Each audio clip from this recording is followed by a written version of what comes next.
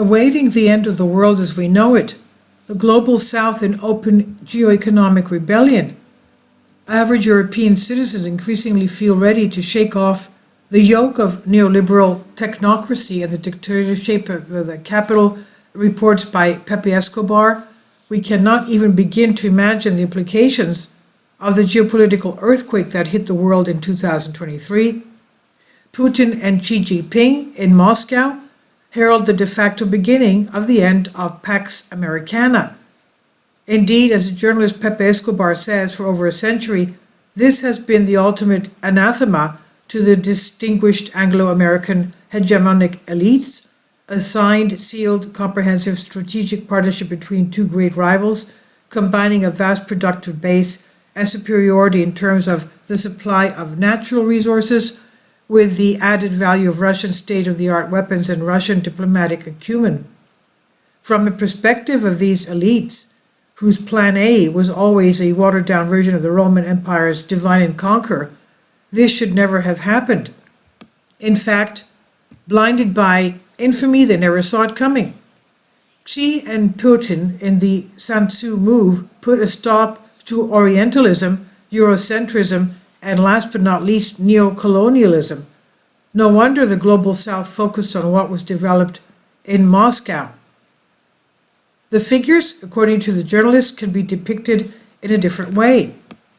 On the one hand, we have the largest economy in the world, China, with the largest purchasing power in the world, which at the same time is the largest exporter in the world.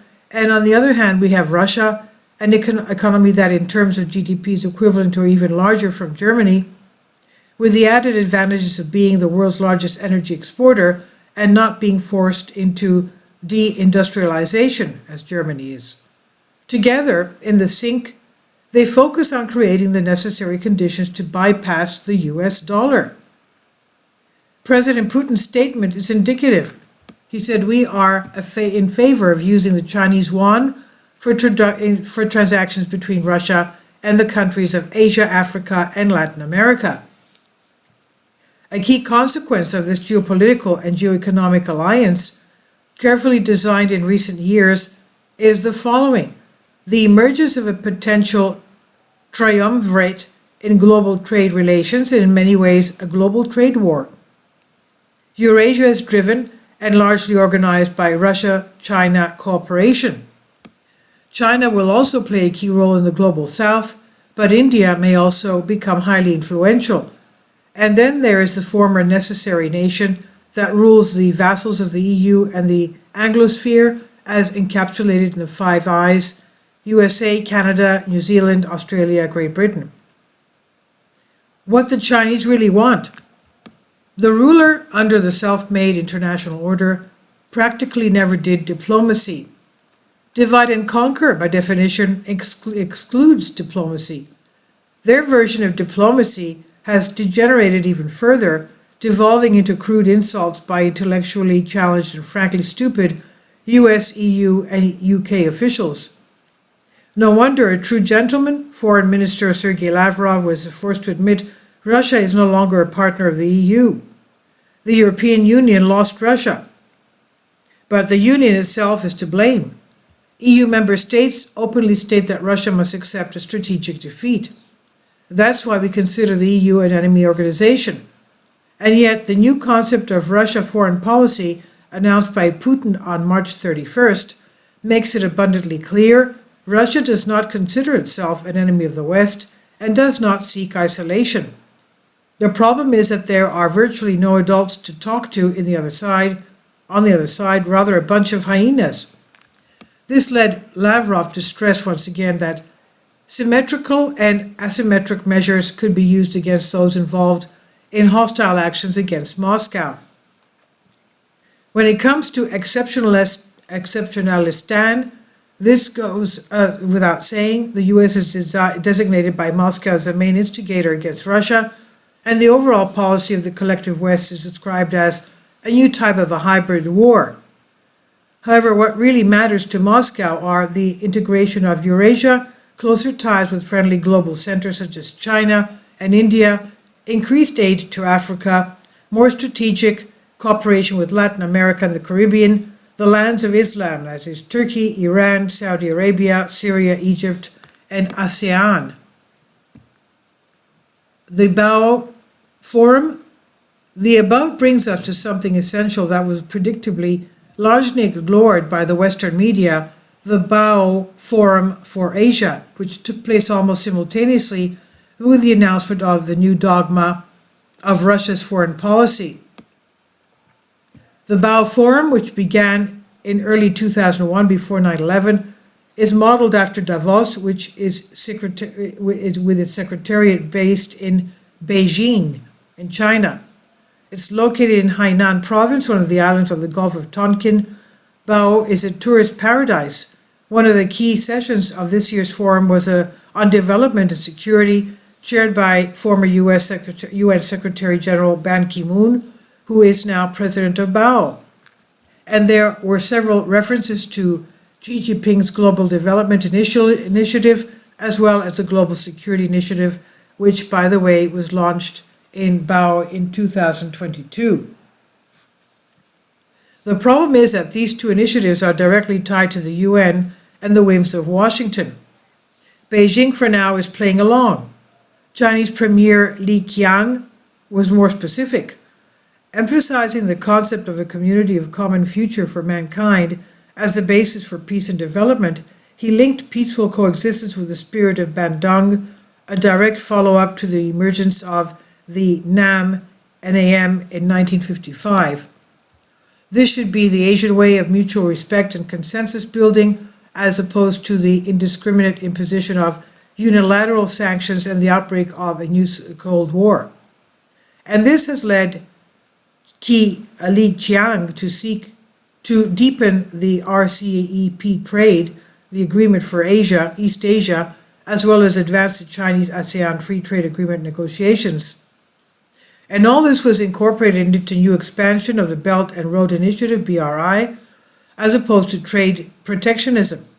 Thus, for the Chinese, what matters interwoven with business is cultural interactions, inclusiveness, mutual trust, and a strict rejection of clash of cultures and ideological confrontation.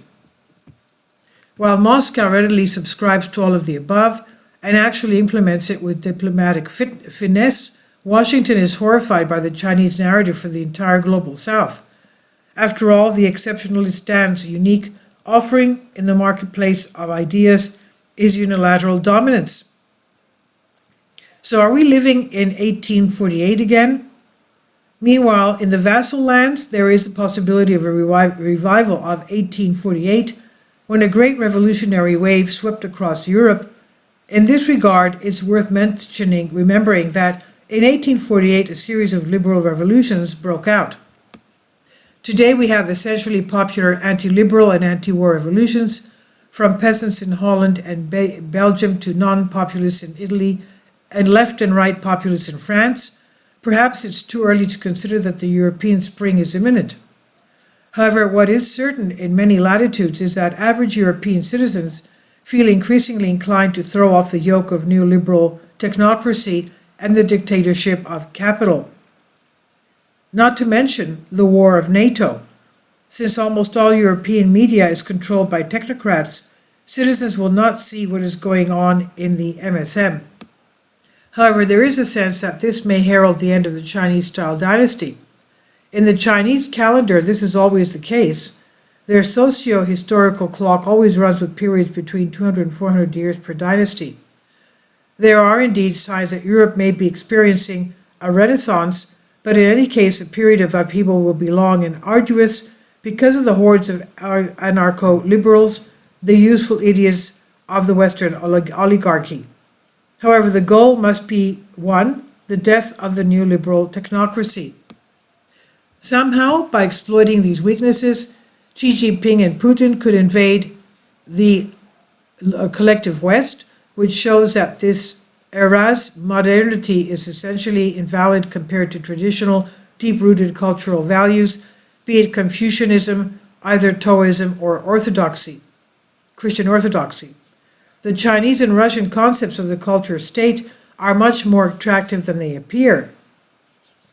Well, the culture revolution will not be televised, but it can Charmed through countless channels on Telegram, France may lead the way. However, nothing will change unless the global economic casino is turned upside down. Russia taught the world a lesson. It was silently preparing for a long-term war, so much so that her calibrated reverse punching seems to be winning the financial war with a twist, completely destabilizing the casino. China, meanwhile, is on the road to a hybrid war. The invaluable Michael Hudson, who ably analyzes the role of debt in Greece and Rome, the cradles of Western civilization, succinctly explains the current situation. He says America made a color revolution in Germany, Holland, England, and France, in fact, where the foreign policy of Europe does not represent its own economic interests. America simply said, we pledge to support what they call democracy, meaning oligarchy, against autocracy. The empire is any country strong enough to prevent the emergence of the creditor oligarchy, just as China prevented the emergence of a creditor oligarchy. In other words, the creditor oligarchy, in fact, can be interpreted as a toxic intersection between the globalized liquid dreams of total control and a full-spectrum dominion. The difference now is that Russia and China are showing the global south that what American strategists have in store for them, you'll be frozen in the dark if you deviate from what we're saying, is no longer the case. Most of the global south is now in open geoeconomic rebellion. Globalist neoliberal totalitarianism will, of course, not disappear under a sandstorm, at least not yet. There is yet another vortex of toxicity ahead: suspension of constitutional rights, Orwellian propaganda, censorship, ideological conformity, absurd restrictions on freedom of movement, hatred or even persecution of Untermenschen, segregation, criminalizing dissent, book burnings, ISIS-type terrorism. But the most important factor is that both China and Russia display their own complex idiosyncrasies, both dismissed by the West as unassimilable to others, investing heavily in building workable economics models untethered from Western financial methods, casinos, and the Western supply chain. And this is what infuriates the exceptionalists. This is from Banking News Greece, and I've translated for you from a Greek article. Please leave your comments. Thank you for your support. Kindly support my Patreon account. The daily posts are 5 videos daily, and they are totally different from what I have on my YouTube channel. Thank you so much for your support and that you find all my content so interesting. You'll find the Patreon account details in the description box below.